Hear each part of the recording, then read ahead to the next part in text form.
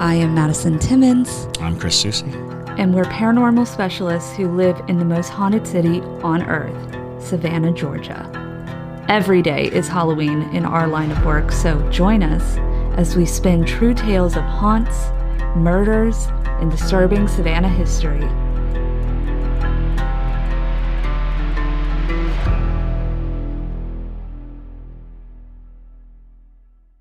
I'm Madison. I'm Chris. And welcome to the most haunted city on earth. Hello, and welcome back to another episode of The Most Haunted City on Earth. My name is Madison Timmons. I'm Chris Susie. And I'm JT Timmons. And today we have a ghost mail for you. Ghost mail. You've got ghost mail. There you go. Every single episode. Yes, now we have to do it every single episode. But yes. We have so much ghost mail to tell you guys about, so we'll try to make our intros a little bit quicker. But yes. JT, you have any announcements for us? Yes. In the few episodes back, we announced the radio play. Definitely want to become a Parajunkie to listen to the first one. There will be more coming if the Parajunkies love it, and yeah, it's going to be awesome. So that, and let's see. Oh, also, Visit Savannah. Madison, do you want to tell them about our partnership with Visit Savannah and the show? Yes, it is kind of like a web show of sorts. So we have partnered with Visit Savannah, and we are going to be doing a series where we go around to haunted Savannah locations, do a little bit of a mini doc on them, but also to do some, ghostly paranormal investigating and things like that. But our first episode, we are partnering actually as well with Pack Gun, so that we can do an episode on the Gullah Geechee culture and all of its haints and spirits and hags. And actually, that's what the title of the episode is Haints, Hags, and Spirits of the Gullah Geechee, I believe. So, so that should be coming out as well soon. Do we have a release date for that? It's most likely, we're thinking like late July. Okay, yep, cool. Late July for that. That'll be public. That'll be to everybody. Cool. And that'll be on Visit Savannah's social media. Yep. So make sure if you want to watch that, you got to be on following Visit Savannah on TikTok and on Facebook and all that good stuff. And they're going to drop it mainly on their YouTube. Yep. And on their YouTube. So make sure to go visit Visit Savannah. And if you visit their YouTube, you should be able to see a series of haunted videos featuring poetry by me. Oh, ooh. I didn't know this. Okay. Yes. That's very interesting. There you go. All right. Very cool. So yeah, that's pretty fun. We also have some comments from the live stream. We are live streaming this for Parajunkies. Here we go. We got Ashley Werner. Chris doing the Estes method had me dying. The answers he was getting were hilarious. She's talking about the Agatha's coffee shop we did a few weeks ago, when this episode drops, at least a few weeks ago. And women in my family interfere with radio frequency. My mom and I could stand in front of a radio and make the channel go out. Ooh. And someone else stands in the same spot. The signal is fine. I'm telling you, there's some people that are just like little electric, little electric poles. That's so interesting. Alexandre Machado said, "Ooh, there's a new ghost. That's interesting." Madison was talking about the new ghost in the beginning of before the episode. Mm-hmm. While we were filming the last episode, you probably see it. Debris might cut into my face because I made a face like that. But it walked by right over here into the backstage area. It was kind of a Southern Belle style. I haven't seen her before. Interesting. She had a big hat on, and her hair was nice and curly and put up into a bun. Oh, wow. And had a big floofy dress. So I'm betting anything that somebody dropped that one off with them this weekend because we just had shows this weekend. So Yep. So she's new. All right, here we go. We this first ghost mail is from Emily Strickland. Emily. Nice. Yes, we've had ghost mail from her before. Ghost story submissions. It has been about 6 years since this strange occurrence happened to me. When I was around 12 years old, I shared a room with my older sister, who was 15 at the time. I had a bunk bed and will usually sleep on the inside because I was scared of the dark. My sister wouldn't keep the TV on at night, so at times I would be very paranoid of the closet that was in front of my bed. I remember this one night I woke up and saw a black figure with a coat and a hat on sitting in front of my closet, inching towards me slowly. I hid under the covers after trying to wake up my sister. To this day, I am unsure if it was a nightmare or really occurred. It felt real and feels like a memory, but it was years ago. I am now 18 and still fear the dark. And we're starting it off strong with a Hat Man story. Hat Man. So good to hear from you, Hat Man. Yes, always here. We'll that is forever the hear. most common ghost, y'all. Yes. Well, and I think Unbelievable.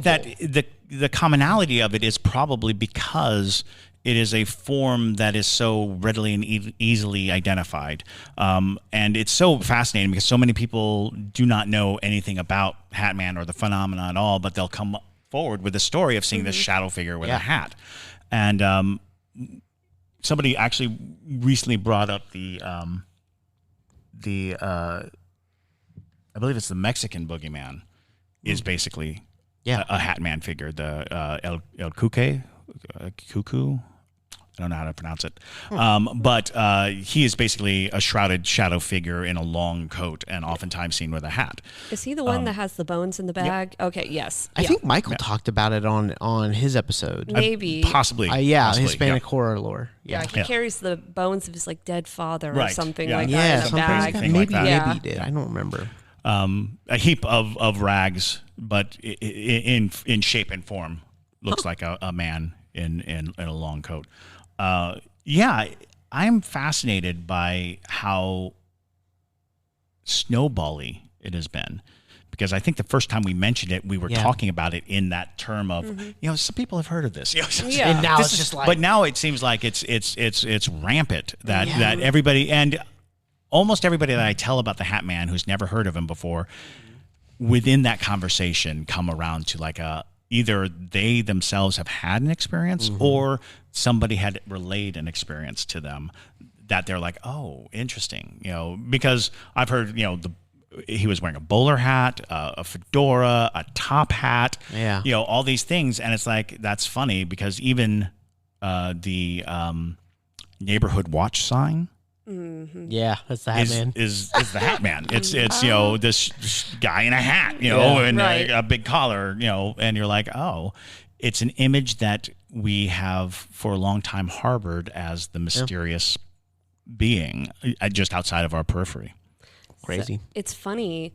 I actually had a guest this past weekend on my tour. At the end of the tour, it's always when I get the good stories, is because people will be like, do you take questions? And I'm like, yeah, of course. And she goes, great. I have this weird thing that's been following me since college. And I'm like, okay. And so apparently she moved into her dorm, and her and her roommate shared a room in their dorm suite of sorts. And apparently they both, on separate accounts, would always see this man standing in the doorway wearing a hat and all that jazz. And they're like, he just always stood there. She's like, but the first time I saw him, I thought it was like an actual intruder. Like, I thought somebody had broken into the dorm and was standing there because he felt so like real and like tangible. And so she's like, I didn't think anything of it after that until my roommate and I, after we graduated, talked about it. And we both realized we had the same experience. Well, she's like, I have moved to 3 different locations. And every time I move, I see him, but he gets closer to me. And recently she moved, and the Hat Man is standing at the foot of her bed. And she like wakes up her fiance, and she's like, oh my God, you got to see it. You got to see it. And he wakes up and there's nothing there, but she sees him perfectly clear. Wow. And I'm like, so it sounds like you have an attachment like Hat Man, but it brings up the new curiosity in my mind. I'm like, can Hat Men be an attachment? Which I'm sure they can be, but they're not just this passing entity that sometimes you might see them once in your life, but...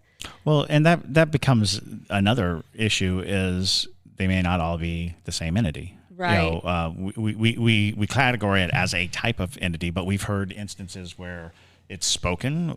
We've heard instances with red glowing eyes. We've heard instances where it attacks, where it presses forward. All of these share one thing: the form, the shape, and it's possible that shape is just so easily recognizable and easily asserted that multiple entities with multiple motivations could be using it. Absolutely. Not to mention, there was a time when everybody wore a hat. That is true. There was a time when hats were so commonplace. Oh, yeah. That, and I'm kind of sad that time went away, but... We should all be walking around in top hats. Or fedoras, Yes. The fact that, you couldn't leave your house without your hat, I'm gone to work.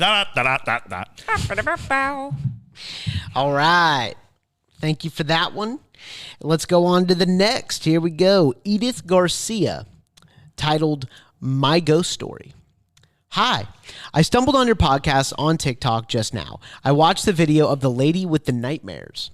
Ooh, the lady with the mismatched fingers. Oh, yes. Oh, yeah. Yeah. Okay. That's what it was. I've had unexplained creepy things happen to me, but the one incident that truly haunts me happened when I was around 14, 15 years old. Let me paint the scene. My dad had remodeled my childhood home. He opened the floor plan to, he opened the floor plan to make our living room bigger and left one room downstairs, my room. My parents, little brother, and a family relative all slept upstairs in their own rooms. It was around 3 a.m. one night when I heard a knock on our front door. I was sound asleep. I'm a heavy sleeper. But this one night, the knocks on the front door woke me. I decided to go see who was knocking. I looked through the peephole my dad installed. It was a huge peephole where you didn't have to squint to see. And I saw a figure. It looked like a girl. So I decided to look through the normal peephole, and to my horror, I saw a fully naked girl bleeding from her skull. I completely froze. Not knowing what to do, I literally stopped breathing in that moment. I honestly don't know how long I stood there. She finally turned around and started walking down the porch stairs. In that moment, I decided to go peek through our curtains, and then she turned around and looked at the house. I froze. She started walking away, but I was in shock to see she was not walking. She was gliding down the driveway. She went down the street. I ran to the back of the house to peek through our kitchen window, and she disappeared. I ran to my room and didn't sleep that night. The next morning, I was talking to my mom, asking her if she heard knocking the night before. She said no. I felt relieved. I thought maybe I dreamt it. But soon after she said I didn't hear it, but Lalo heard knocking last night. He said he looked through the upstairs window but didn't see anyone. I get goosebumps just thinking about that night. So it reminds me of a ghost story, The Bloody Woman, which is in Fort Riley, Kansas. And this is an entity, a type of spirit that I think occurs multiple places. Wounded ghosts. Many times a wounded ghost is the last projection of a person who's been murdered. And what they're doing is they're looking for help. Mm-hmm. And they will oftentimes go door to door to door. So in the case of Fort Riley, Kansas, this woman was apparently attacked on the trail in the wilderness, ran to the first building she could find and began to beat on every door down an alleyway. But I've heard that kind of story before, a bloody person who is trying to get attention, trying to get help. Oftentimes, they had already been dead by time the spirit got to the door. Yeah. And so you're now dealing with kind of a residual haunting. Usually when a ghost wears its injuries, it is in the moment of their death. Yeah. Or, it is connected to the moment of death. So you see a bloody person or you see somebody who has a wound, they are associating that trauma, and that trauma is actually fueling the haunting. So it feels like that might be what you're dealing with is perhaps this girl had been murdered at some location nearby, and it may have been kicked up with the remodeling. We talk about that a lot. When you remodel, when you change the energy flow of a building, when you change things, spiritual energy kicks up. And whether that is an event that happened at that location or near that location, who's to say? But it is enough to suggest that you might be dealing with a victim looking for help. Yeah. And your home was in the path of it. And when that remodeling happened, it might have been more of a beacon call, like a light up for the spirit to reassess and represent itself. Yeah, usually whenever I've seen spirits that have the injuries, a lot of times it's because they are aware of the injuries that they sustained at their time of death. Because a lot of spirits, they don't continue having the injuries because they had no idea what, like if they die quickly or suddenly, whatever it is, they have no idea what happened to them exactly. So there's no ability to acquire it. But what I find interesting is, I don't know why this thought came into my head, is that I think there might be an influx of these bloody women spirits, especially coming out of the times of serial killers and really, really horrific crimes during the 70s into the 80s and even into the 90s in neighborhoods. Because a lot of times these serial killers lived in plain sight and people did escape, and oftentimes they had really horrific injuries. Yeah. So I could totally see us having these incidents, of seeing victims running door to door because they're in a neighborhood trying to find help. Find help. Yeah. And their heightened emotional content just stained that, Right. whether they survived or didn't survive. Exactly. So, yeah, that was kind of my first thought is like, because I don't know where you're located, but maybe you lived in a neighborhood that might have had one of those particular perpetrators living there at some point, and that could have. But I would say the thing that got me was that it glided. It went down it went out of the driveway, down the street. That to me doesn't sound like a spirit. Well, or like a ghost. Okay, so you got to remember right? too, it could look like it's gliding because maybe the ground was higher up at some point, and they're gliding over what would have been the original Or road. like I said, it could have been already dead when it first arrived, and it's being pulled by intention. It's not running. Okay. It doesn't think it's alive. Oh. It is moving with intent. So it's, the difference, and that's a really good point. Seeing a ghost that walks versus seeing a ghost that glides. Sure. Because both exist in common parlance. People talk about, it was floating, the floating ghost. Floating ghost, yeah. The reason why certain ghosts float and certain ghosts walk is simply the intent of its existence. Why is it moving to where it's going? Is it reenacting its existence? Is it an entity? Is it because an entity doesn't have to walk. It knows it doesn't have to walk. It doesn't have physicality. It doesn't have a physical presence. Something that's also interesting is you very rarely hear about naked ghosts. Right. Yeah. Naked ghosts are usually victims Yeah. because they did not choose to be naked. As a matter of fact, when people oftentimes kill themselves, they will dress themselves so that when people find them, they will not be ashamed of their bodies. To see a naked ghost is to suggest that it's a victim. A bloody naked ghost is 9 times out of 10 going to be the victim of an assault. Yeah. Yeah. Wow. Which leads even more into my thought process of, Right. that it's somebody who escaped out of a house and is running door to door. Yeah. Because you see that a lot. If you've ever watched this show, I Survived a Serial Killer, most of those people had that exact experience where they were stuck in a house somewhere, they got out, most of them were naked and bleeding everywhere, and they ran to a house, banging on the door, being like, let me in, Yes. I gotta, Exactly. So, Oh, yeah. I'm surprised we don't hear more stories about spirits from the 70s coming onto the show, just because of the sheer amount of heinous crime that occurred in the 70s and 80s. Well, and we've talked about this before, is some people will encounter ghosts and not realize they're ghosts at all. That is true. That is true. If the ghost has a strong sense of self, then they will just look like an out of time dressed person. And the problem with modern fashion is if you dress like somebody from the 70s, you just dressed like, a quirky person. And so you might encounter spirits all the time and not register it in your mind because they are just present. All right. Let's jump on over to the next one. Before history is written, it's played. Before it's frozen in time, it's fought one shift at a time. Before it's etched in silver, it's carved in ice. What happens next will last forever. The Stanley Cup Final on ABC and ESPN Plus begins Saturday. All right. This is called The Hand.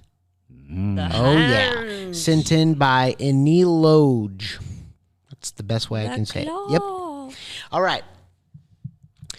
When I was 20 years old, I lived in a small guest house in my mother's backyard. One night, I was jolted awake by a sudden brightness of the light in my room. Confused, I rubbed my eyes and tried to make sense of what was happening. That's when I saw it. A giant black hand, non-human in appearance, lying at the foot of my bed.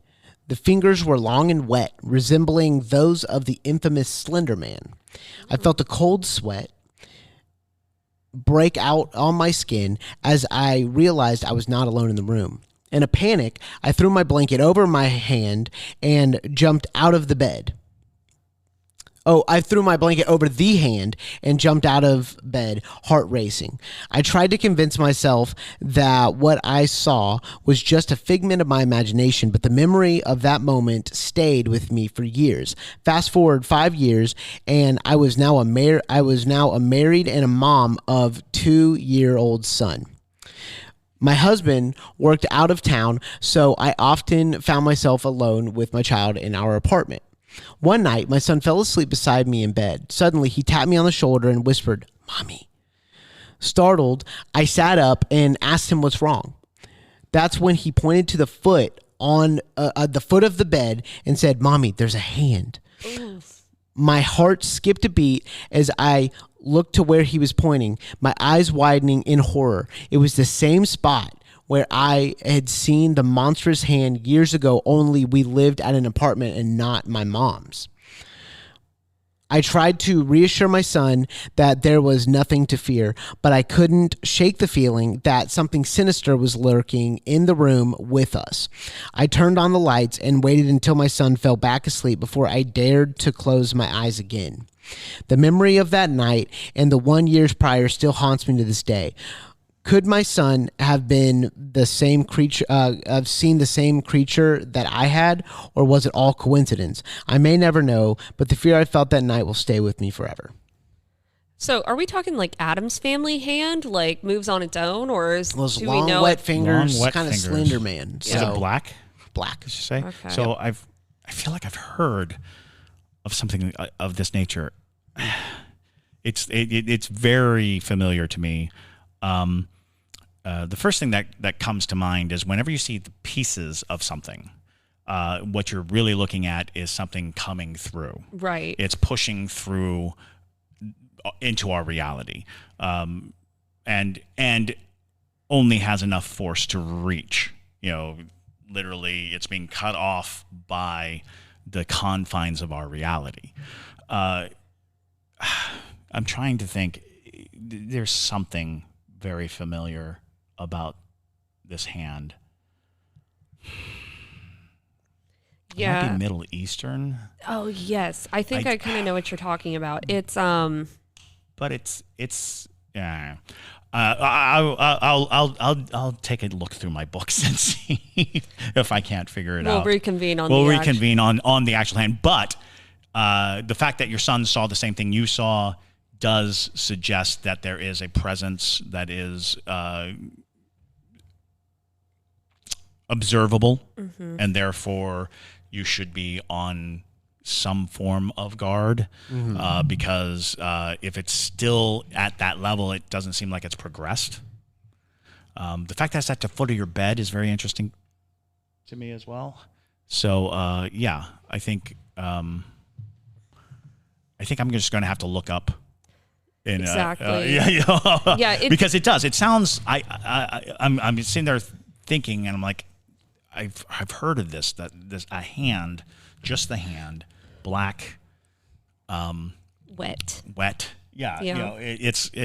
And it kind of creates this notion of an interdimensional being trying to reach into our dimension, piercing through the veil and just being like present, I guess, but not strong enough to be fully present. What it sounded like to me is that because it sounds like the exact same entity, is that you might have some sort of an attachment after the first encounter, and that's what's keeping it able to redo this same experience with your child. And because that is your child, that is blood, it's very inherent.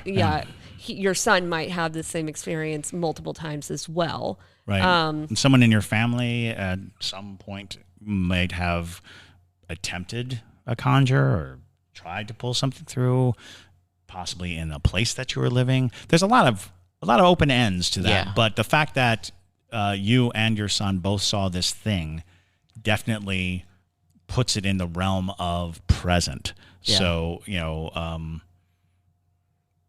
you might be looking into getting some wards of some type. That's what I would say. Finding something that you feel confident protects you spiritually. That's a good one. That's a weird one. I'm interested to know like what the end of the hand looked like opposite of the fingers. Like, is it was cut there off? Meat Is it hanging out of it? Was it literally flat? at the wrist? Well, that's what I was asking. Is it just resting? Is it moving? Is it like Adam's family hand, where it's like, okay, yeah. Like moving on its own, or is there some form of recognizable attachment? Wrists. Are you looking it up, Madison? I'm trying to figure out. Okay, we can look it up after. We can bring it up in the next. I just wanted to see if a quick Google popped up anything, but a lot of it's spooky stories to tell in the dark. Yes, so it's like the bloody. Well, the severed hand is the reason why the thing from Adam's family exists. Is because the hand that moves on its own is scary. There's real fast. I just kind of want to put this out to listeners, see if anybody remembers this, because I've been trying to find it forever. It's a cassette tape that I used to listen to when I was a kid. I mean, Lainey and I would listen to it. We were like really, really young. She was like 3 or 4. I was like 5 or 6. And it was this guy who read The Bloody Arm, and he had this weird accent. Like I think it was like a New England accent. He was like, "The bloody arm." He would say the bloody arm. That's what he would do, and we would all go the bloody arm, like as a family driving, to the mountains or something. The bloody arm. But anyway, if anyone knows that, I would love to find that. That would be so cool. Yeah, I asked my parents a while back, and they were like, "We don't remember who that was, but it was great. It was like some of the best storytelling ever." It was just some random man in his garage recording cassette tapes of creepy stories. And Mom would have bought one. Yeah, absolutely. My son would love this. All right, here we go. So, the bloody arm.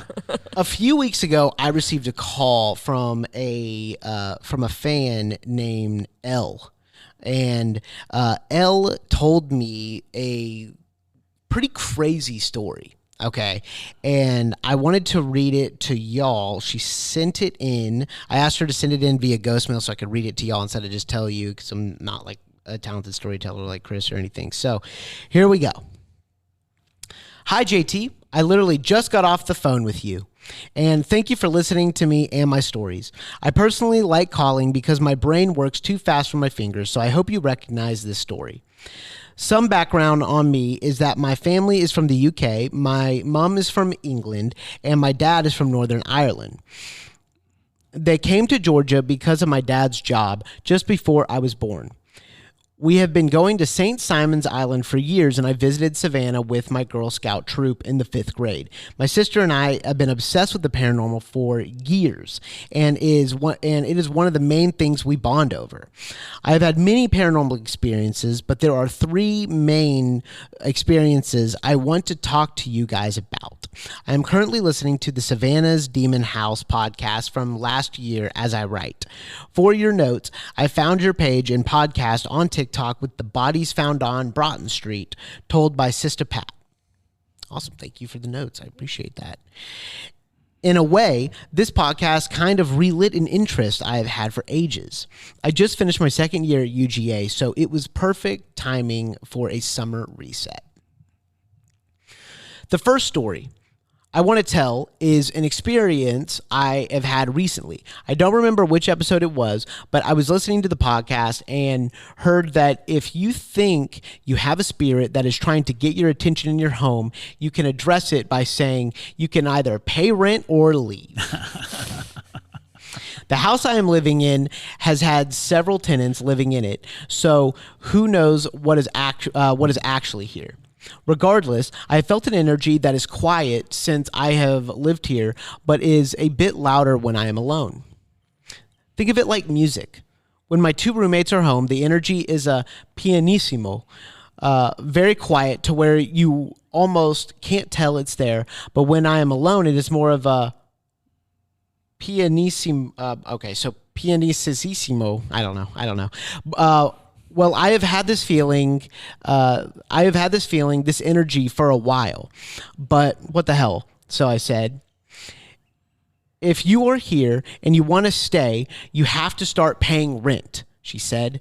Made me feel better because the energy stayed really, really quiet. One day during finals week, I was cleaning my room. I clean my room when I am stressed and felt that I needed to take a break from studying. When I was done, I found a total of $64, which initially I was thinking was money I had misplaced and was glad that I found it since I currently work at a fish store and it doesn't pay a lot. A few weeks later, I am cleaning my room again because finals are over and I want to declutter, and I found $21. So now I am getting suspicious, but the energy isn't bothering me, so I don't investigate until last night. My leopard gecko, Pickle, that's a great name, has been picky about eating, and as a paranoid pet parent, I had called the vet and he had suggested potentially getting x-rays. I asked him to wait while I pulled up my bank account since I don't get paid until next week. I knew I probably wouldn't have more than $7, but needed to see how much I had so I could plan accordingly. To my surprise, I had $433 in my bank account. Boy. At first, I thought it was rent from my savings automatically applied to my account so I could pay my landlord, but $433 is not enough for rent, and rent doesn't enter my account until just before the next month. I checked the transaction history and nothing. Needless to say, I think the fourth resident in the house enjoys your podcast as well. You know, Elle, I think you're making me think twice about the jokes that I make on this podcast.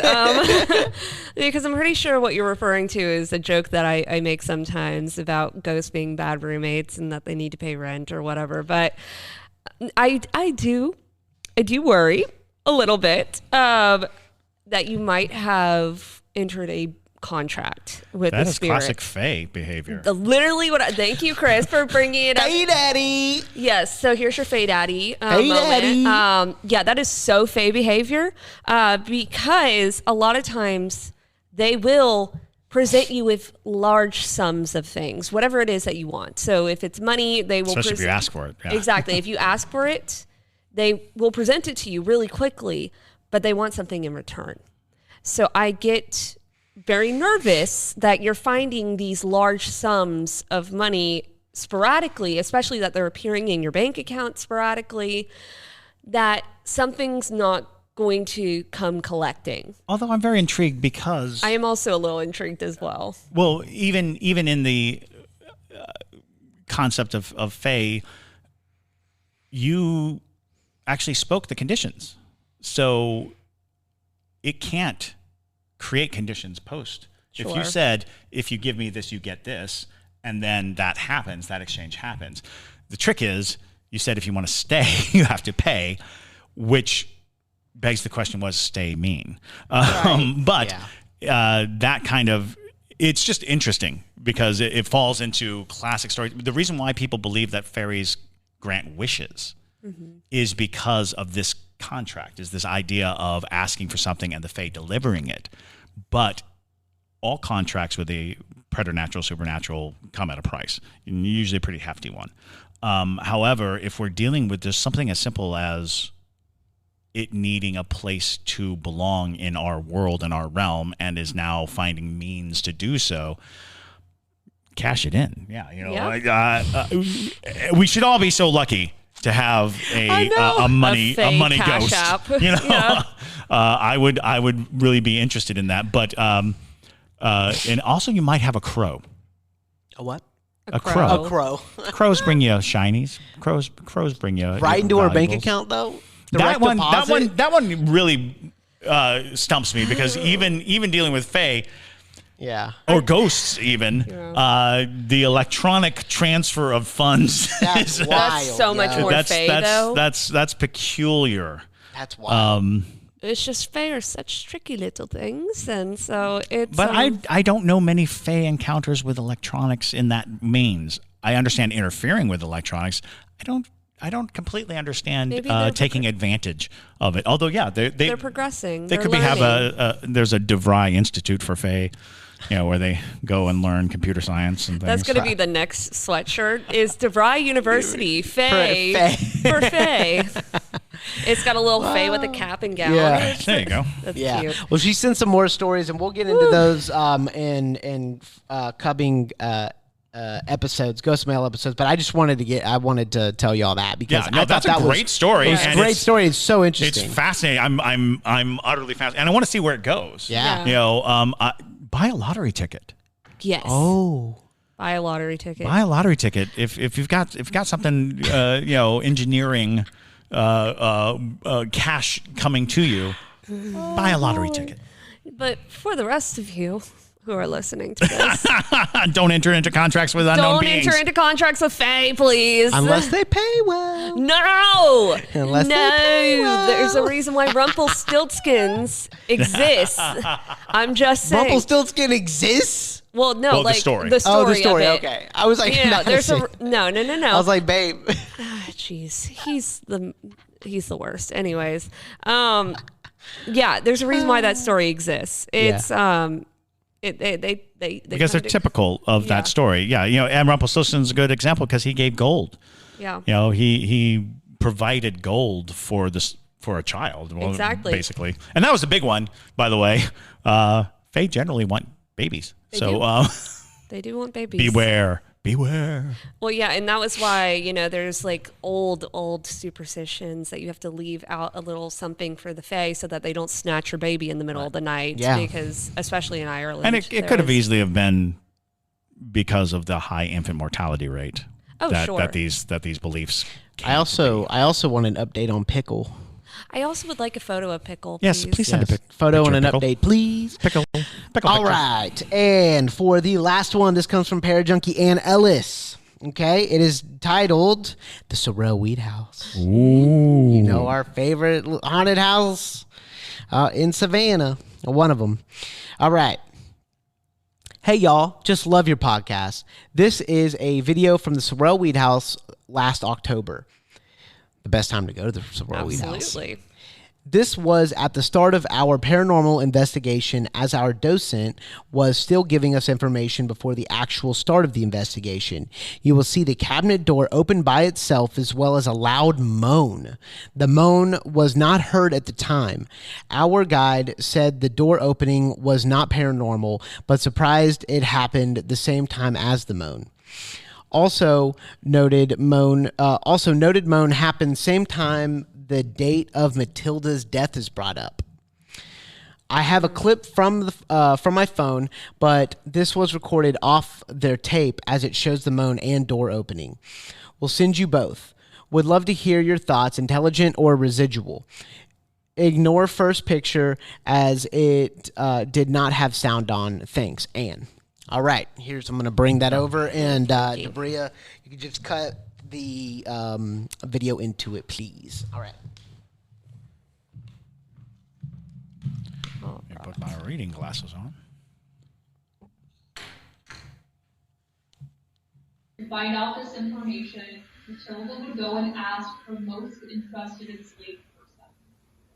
Matilda's most interested enslaved person's name was Molly. The third location y'all are going to be investigating tonight is the upper level of the carriage house right across the way. When it is your turn to investigate up there, I will bring you up there myself, I'll show you around, give you a little bit more information. Upstairs in the carriage house, Molly had her own private bedroom.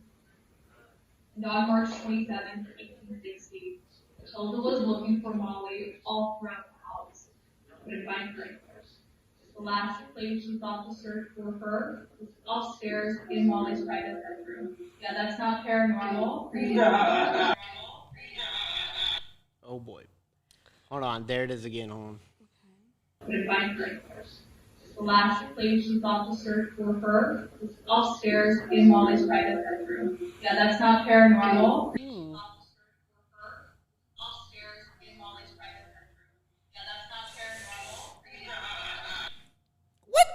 All right, hold on. There's another video. In Molly's private bedroom. Yeah, that's not. In Molly's private bedroom. All right, for the live streaming Parajunkies, let's try to get it. I know I have a lot of compression on this, but hold on. Here's the moan. In Molly's private bedroom. Yeah, that's not. Okay, so it's so interesting that this is coming up because yesterday I was giving Chris's comedy tour, actually. So if you're visiting Savannah and you want to take a comedy tour that Chris wrote, that I was doing that yesterday, and the driver's wife came on board to watch it because she's a concierge. She used to be a docent at the Sorrel-Weed house and would spend a lot of time there. She had so many paranormal encounters in the house, and we're going to bring her onto the show eventually. But she was telling me about this one encounter that she had with Matilda specifically. So she is clairsentient. So she basically can feel energy a lot of times. And so pretty much she was in the house one morning unlocking stuff, and she felt that Matilda was there and she was trying to say something, but she couldn't. So she said, listen, I'm going to be meditating tonight. If you have something you want to say to me, come through in that. So she said that within 5 minutes of kind of getting into that meditative zone that she gets into, she immediately felt Matilda's presence come through and say, I don't like what you say about me and Francis. And so she's like, he loved me. And so if you haven't ever taken the Sorrel-Weed house tour, basically they talk about how Francis and Matilda kind of had a little bit of a tumultuous relationship and things like that Francis cheated, which wasn't uncommon for the time period.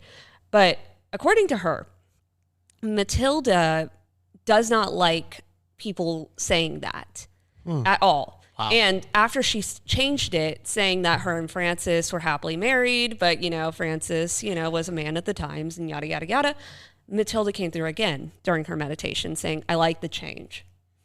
And interesting. Mm-hmm. And so basically it's interesting that they're talking about Matilda in this situation because it makes me wonder if there's other things that they say about Matilda that she's not pleased with, and she's trying to be like drawing attention away from it. Mm-hmm. And it's probably worth another deep dive into the Sorrel story because that sounded like weeping to me. It did. Yeah. And there is a story of Lucinda, Matilda's sister, who suffered yellow fever in that house, died in that house, suffering in that house.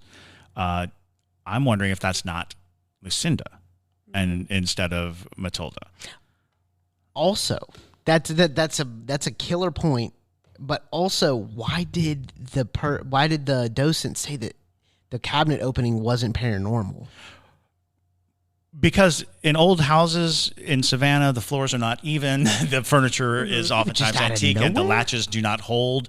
My guess is the reason why she said that was because it was such a common occurrence that it was hard for her to negotiate Okay. And to control the crowd so that they're not all staring at a cabinet for the rest of the night. Exactly, and panicking. You know, and being like, that's it, this is it, and, you know, and camping out there. So there's a number of reasons, but the truth of the matter is, cabinets opening could be paranormal, but also if it's a common enough occurrence, if the cabinet itself doesn't latch very well, although Lord knows so many ghost stories in Savannah start with cabinets, you know, creaking open. Yeah.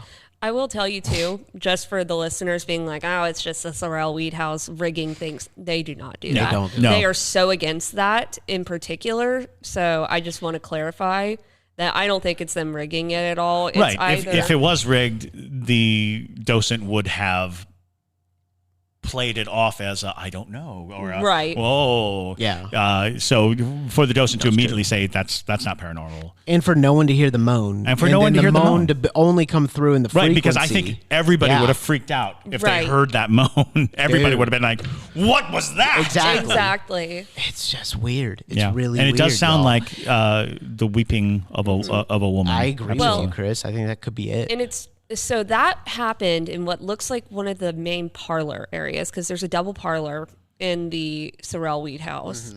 And they have a photo that is of somebody who looks like they have a deformed face standing in that doorway. And I'm pretty sure it's that exact doorway. Is that And that I've always doorway? thought that that's Lucinda. So it's interesting that you bring that up because I always thought that photo was Lucinda because she died of yellow fever. And yellow fever is such a deteriorating disease that it's not out of the realm of possibility that her features would have just And gotten a lot of people absolutely- have seen a veiled woman, a Right. woman wearing a veil, and some people wonder if that's not Lucinda covering the deformities, covering the marks and the markings, because that was the other thing was there was no real treatment for yellow fever outside of bleeding. There was no way to be comfortable, and this, of course, comes down to legend. You know, Yeah. what people say is that she would wander because she couldn't lie down. She couldn't feel comfortable. So she'd walk around the house crying, wearing this veil. And so a lot of people see this picture. But then on the other side, people are like, well, it was Matilda's sister. So Matilda could have easily been in mourning, wearing a veil. Right. You know, and that could be Matilda. Famously, the story is that Matilda threw herself off the building, but there's some evidence and indication that it wasn't that building. Yeah. That it was they had moved out of that building at the time of Matilda's death, and it was actually, I want to say, the next door over or something to that effect.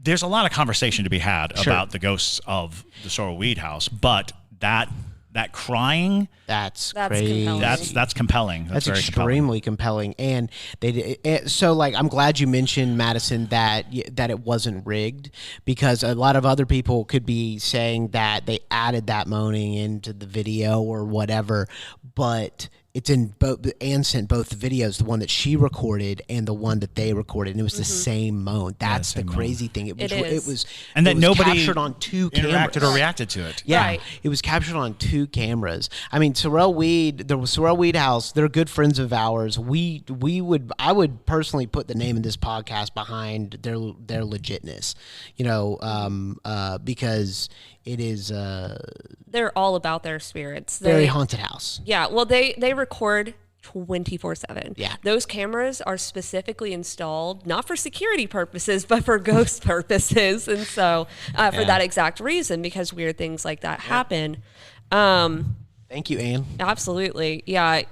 So yeah, I'm definitely leaning more on your side now, Chris. Now that I'm thinking harder into it, because Matilda also a lot of times, what I hear about her, people love to paint her as just this, you know, sad entity, but I see her as more of the lady of the house. She was very regal in a lot of instances, and I mean, if you bought into she discovered the affair and took her own life, that kind of concept of sorrow there, Right. That you know that drove her to kill herself, but at the same time, there is, and you know, the whole Lucinda story kind of comes late in the game for almost anybody, and hard to even get a hold of. Like, it's not a commonly talked of thing that there was a first wife and it was the sister of Matilda. Which is also not uncommon too. A lot of people were like, "Oh," I was like, "Well, no." Oftentimes within families, when a family member dies, oftentimes brothers will marry the sister-in-law to keep up the family, practice and vice versa. And there's also a lot of evidence to support that Matilda may have had bipolar disorder and postpartum depression, which could explain some of the erratic behavior that we see with her as a spirit. But in that situation, it sounds a little bit more like Lucinda, especially considering there's a photo that leans more on the side that it is Lucinda. But we should definitely do another deep dive on the Sorrel-Weed really house. There's should. so much to unpack with that house. Every single time I look at it again, it just is like new things that nobody even thought about. So, but yeah. Thank you guys so much, though, for sending in your ghost mail. It's always interesting every single time, and especially the videos and the photos. We love getting those. They are always so interesting. But if you have ghost mail that you want to send us, go ahead and send it over to ghostmail@hauntedcitypodcast.com. But with that, my name is Madison Timmons. I'm Chris Susi. And stay spooky, y'all.